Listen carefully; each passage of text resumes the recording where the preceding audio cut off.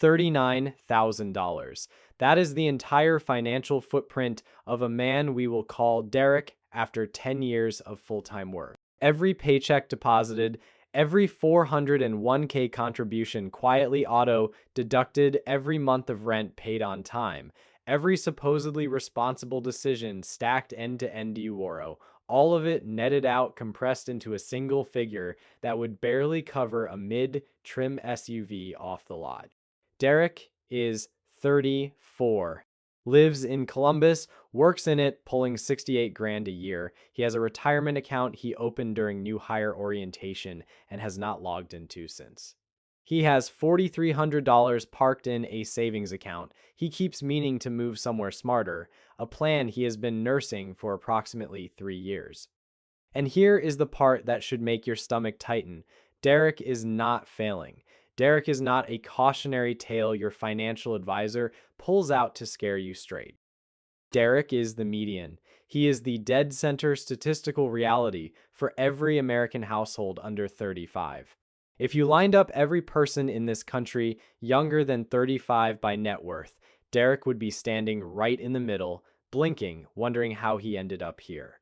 Now, rewind to last Saturday. You are at a dinner table with people you went to college with, the ones you have not seen in 2 years because everyone is busy now, or maybe because these get-togethers started producing a feeling you would rather not name. The second bottle of wine opens and the conversation tilts, the way it always does, toward money. Nobody says anything dramatic. Someone mentions they refinanced. Someone else drops that they maxed out their Roth this year. Casual, like it cost them nothing to say it. Then, the engineer, the one who married someone in pharma, says almost under his breath that they are getting pretty close to the number. You know exactly what the number means.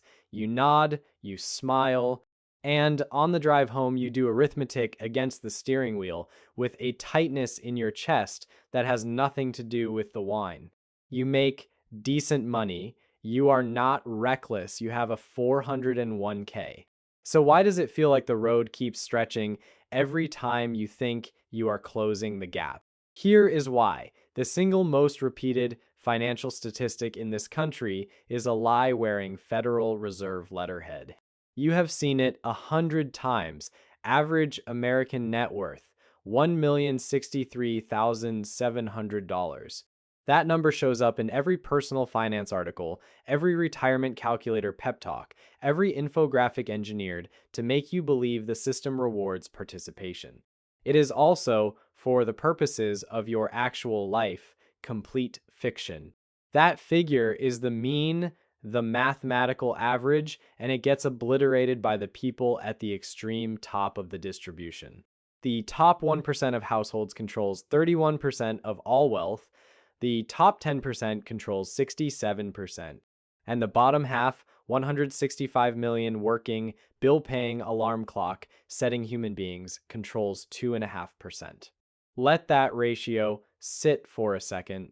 If you and one specific tech billionaire were the only two people standing in an elevator, the average net worth inside that box would clock in around $420 billion.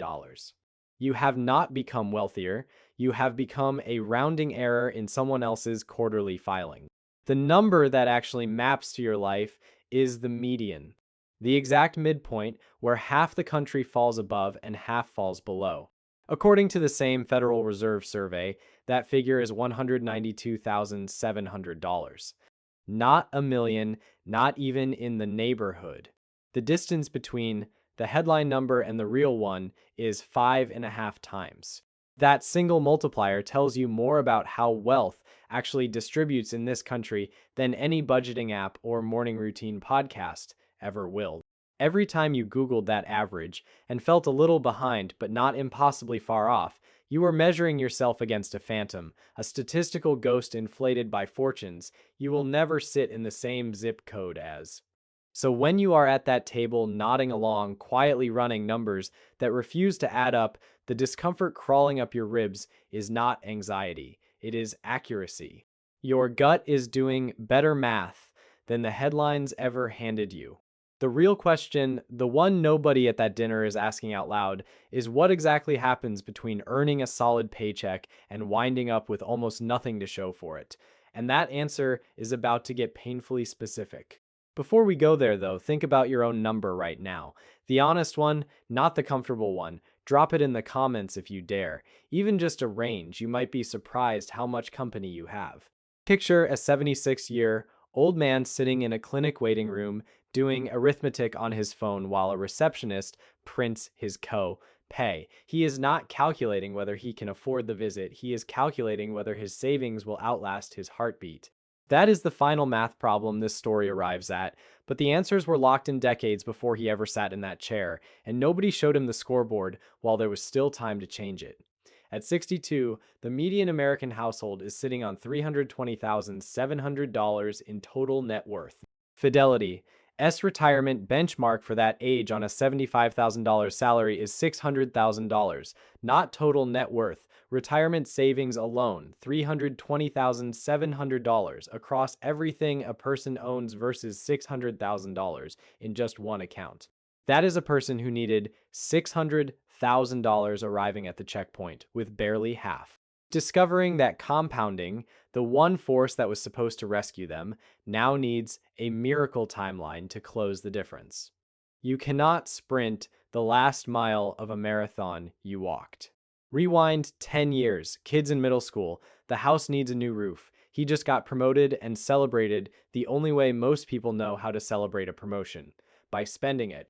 A leased SUV, $748 a month, 60 months, that is $44,880 committed to a vehicle he will never own when the last payment clears.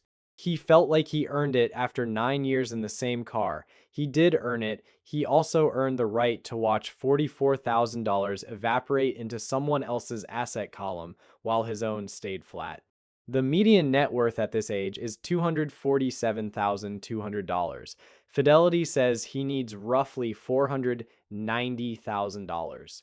He is not halfway there, and these are supposed to be the peak earning years, the decade where compounding does serious heavy lifting.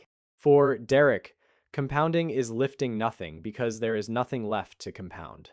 The promotion money found a bigger life waiting for it the moment it arrived: the roof, the lease. Two kids who discovered that travel, soccer, and tutoring cost more than some people's car notes. Every new dollar of income met a new expense before it ever saw the inside of a brokerage account. Go back further, married, combined household income of $115,000. They bought a house with a real backyard and felt, for the first time, like actual adults. The median net worth for this bracket is $135,600. Sounds almost respectable until you hold it against the only number that actually matters.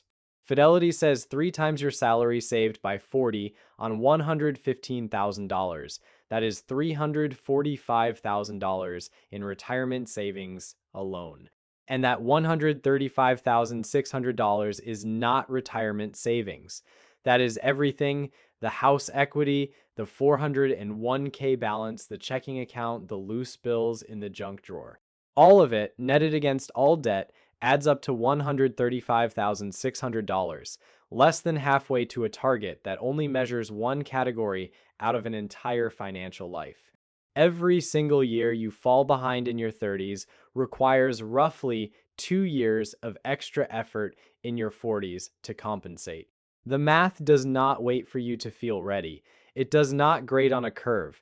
It just compounds in whichever direction you already pointed it. That is the quiet brutality of this system. It does not need you to fail. It just needs you to be average. And average, when you actually run the numbers, is quietly catastrophic. So here is the number that rewrites everything you thought you understood about effort and reward. The median net worth of someone who owns their home in America sits around $400,000. The median net worth of someone who rents is $10,400. That is not a gap. That is a canyon with a 38-to-1 ratio carved into it, and the people standing on opposite sides of it often earn nearly identical salaries, went to similar schools, and work comparable hours. Strip the home equity out entirely, look only at brokerage accounts and retirement funds and cash, and homeowners still hold 15 times more wealth than renters. The house is not the point, the house is a symptom. What actually separates these two populations is which side of the ownership line. The machinery of everyday life quietly push them toward one monthly payment at a time.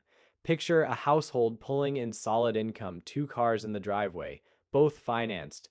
That is nearly $18,000 a year flowing into machines that shed 60% of their value before the loans are even paid off.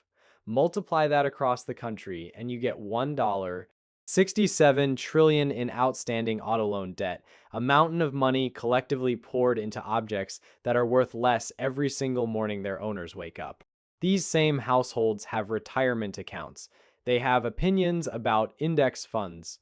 And yet, the monthly check they write for a depreciating vehicle is larger than the monthly deposit they make into the one account that actually compounds in their favor. They are voluntarily choosing the thing that shrinks over the thing that grows, and it does not feel like a choice. It feels like life. Now, layer student loans on top $1.84 trillion nationally, average balance around $39,500 at 6.53% interest. That is roughly $440 a month going toward a balance that does not build equity, does not appreciate, does not pay dividends. It just holds still if you are lucky.